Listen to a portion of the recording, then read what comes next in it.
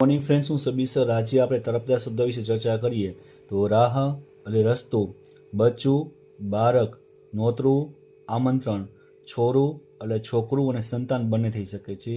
હેંડો એટલે ચાલો, ઊની ગરમ, નીમ એટલે નિયમ, ટેશન સ્ટેશન, લખણ લક્ષણ, સાટે બદલામાં, ઓછપ ખોટ, કોરું સૂકું, દીધું આપ્યું, ધાન અનાજ, સોસરવું આરપાર, ભાઈ એટલે ભાઈ બાયું સ્ત્રીઓ, વચાર વચ્ચે, અહીં અહીં, ખેલૈયો એટલે ખેલાડી, સુણો એટલે સાંભળો, દેર એટલે દિયર, ફોરિયું એટલે ફોરમ અને સુગંધ બંને થઈ શકે છે.